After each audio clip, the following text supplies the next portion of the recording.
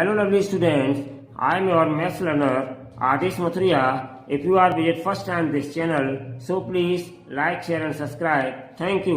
आज बच्चों हम आपके लिए क्वेश्चन लेकर के आए हैं एक्सरसाइज 1.2 का क्वेश्चन नंबर 9 पेज 9 पर दिया गया है question number 1।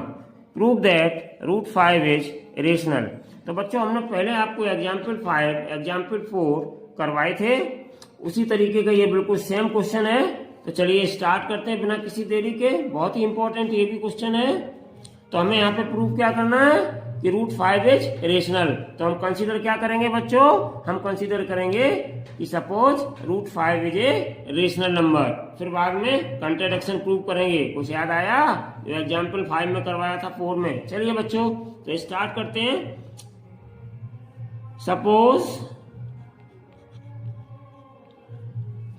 Suppose root of 3 नहीं सॉरी याद आ जाते हैं पिछले क्वेश्चन। रूट ऑफ 5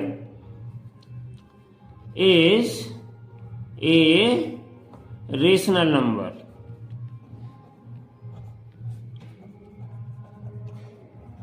ठीक है बच्चों, रेशनल नंबर मान लिया हमने इसको। तो देयरफॉर जब रेशनल नंबर मान लिया तो क्या हो जाएगा, root of 5 equals to a upon b बच्चों। ठीक है ना, वेयर ए और बी क्या है, याद आ रहा, कुछ पहले क्वेश्चंस करवाए थे आपको। Where A and B are coprimes and where v is not equals to 0। अब बच्चों हम क्या करेंगे, स्क्वायरिंग बोथ साइड्स। इसका दोनों तरफ हम क्या करेंगे, स्क्वायर कर देंगे। तो squaring both sides we get, दोनों तरफ स्क्वायर करेंगे तो यहाँ पे हम कर देंगे तो ये क्या हो जाएगा बच्चों, रूट ऑफ 5 का स्क्वायर। इधर स्क्वायर करेंगे तो क्या हो जाएगा, ए अपॉन बी का स्क्वायर। ठीक है बच्चों, अब हम इसको फिर सॉल्व करेंगे तो इम्प्लाइज क्या हो जाएगा, रूट ऑफ 5 का स्क्वायर करेंगे तो 5 आ जाएगा बच्चों। और ए अपॉन बी का स्क्वायर करेंगे तो ए का स्क्वायर ए स्क्वायर, बी का स्क्वायर बी स्क्वायर, तो ए स्क्वायर अपॉन बी स्क्वायर आ जाएगा। तो इम्प्लाइज क्या हो जाएगा ये बच्चों, ये हो जाएगा 5b square upon 1 cross multiply कर लीजिएगा तो 5b square equals to a square. तो ये आ गया मेरा बच्चों नंबर 1 इक्वेशन। ठीक है बच्चों, चलिए तो अब आगे हम क्या करेंगे, by fundamental theorem of arithmetic क्या मिल जाएगा, तो implies 5 is divisible by A square. ठीक है बच्चों, तो implies this means that 5 is divisible by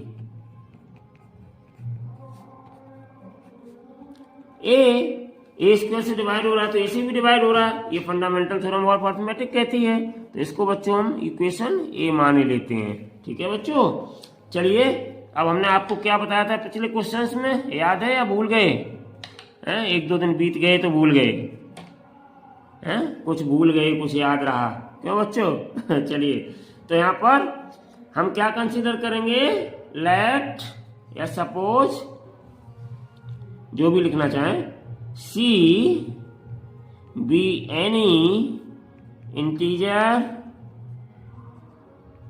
ठीक है ना, c be any integer that is क्या करेंगे, सच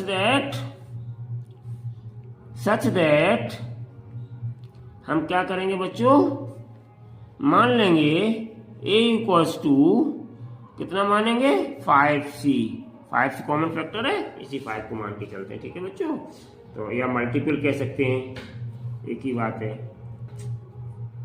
तो a इक्वल टू 5c हमने यहाँ पे कंसीडर कर लिया। अब हम क्या करेंगे, जो ऊपर प्रोसेस किया वही करेंगे। तो यहाँ पे लिखेंगे ऑन स्क्वेयरिंग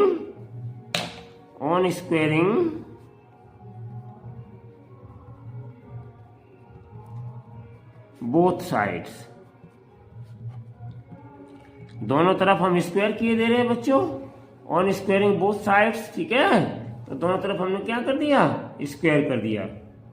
अब जब दोनों तरफ बच्चों हम स्क्वायर करेंगे तो क्या हो जाएगा, implies a square equals to 5 का स्क्वायर 25 हो जाएगा और सी का स्क्वायर सी स्क्वायर हो जाएगा। ठीक है बच्चों, तो ए स्क्वायर बराबर कितना आ गया, ये आ गया। इसको हमने बच्चों मान लिया इक्वेशन नंबर 2। ठीक है, तो देखिए बच्चों 1 और 2 दोनों में हमारा क्या है, ए स्क्वायर कॉमन फैक्टर है। ध्यान रखिए हमें यही बनाना होता है हर बार। पिछली बार भी क्वेश्चन जो हमने करवाए थे उनमें भी बताया था आपको। ठीक है बच्चों, तो यहाँ पे देखिए ए स्क्वायर दोनों में कॉमन है तो ये हट जाएगा, इसका मतलब दिस इक्वल्स टू दिस आ जाएगा। तो implies 5b square equals to 25c square. तो देखो बच्चों 5 बन जा 5, 5 5 जा 25, तो इम्प्लाइज कितना आ गया, b square equals to 5c square आ गया। ठीक है ना बच्चों, b स्क्वायर इक्वल टू कितना आ गया, 5c स्क्वायर आ गया। तो भाई fundamental of arithmetic we can write here implies, क्या लिख सकते हैं हम, 5 is divisible by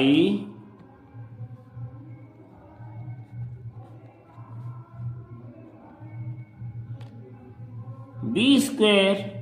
ठीक है ना बच्चों, 5 is divisible by b square. तो दिस मीन्स दैट बच्चों implies 5 is divisible by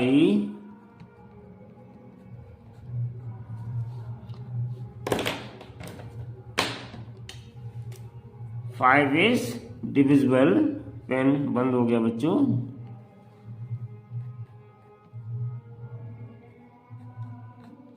divisible by b by fundamental of theorem of arithmetic. तो इसको बच्चों हमने डाल लिया नंबर b। तो देखो बच्चों अब हम a और b की बात करेंगे। ठीक है ना, तो a और b से हमें क्या मिल जाएगा यहाँ पर, a और b से, तो by a and b by a and b दोनों से क्या मिल रहा हमें, it is clear that, it is clear that, क्या क्लियर हो रहा है, 5 is divisible by a and b। ठीक है ना, तो इसका मतलब इसमें 1 फैक्टर नहीं है, समझ गए बच्चों।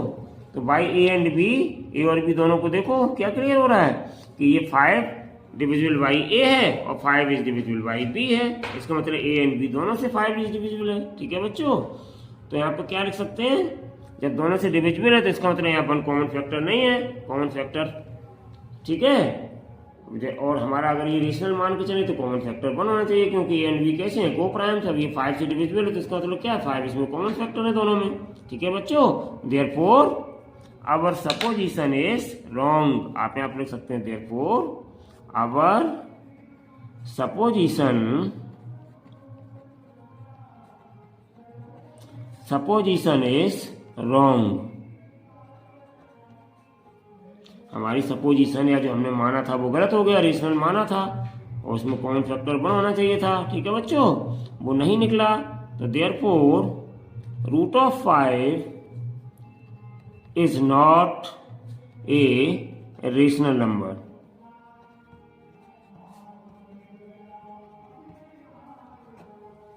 यहां पे बच्चों लिख सकते हो by fundamental theorem of arithmetic, बहुत जरूरी है लिखना, नहीं तो आपका नंबर कट जाएगा यहाँ पे। ठीक है, ये जो हमने निकाला था ये किसके कौन आया था, बाई फंडामेंटल थ्योरम ऑफ, यहाँ लिखा करो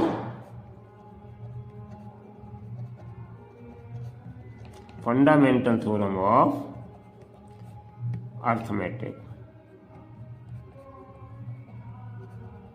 ठीक है बच्चों, चलिए तो यहाँ पर रूट 5 क्या आया, is not a rational number, या फिर हम ऐसे भी लिख सकते हैं बच्चों, और हैंस, या हैंस लिख दो और मत लिखो बच्चों, और हाँ hence root 5 is an irrational number. जब रेशनल नंबर नहीं है तो इरेशनल नंबर है। ठीक है ना बच्चों, तो इस तरीके से बच्चों आज हमने ये आपका एक्सरसाइज 1.2 का क्वेश्चन नंबर 1 कंप्लीट किया। आई होप कि आपको बहुत अच्छे से ये क्वेश्चन समझ में आए होंगे। Thank you so much for watching this video. Take care and bye bye.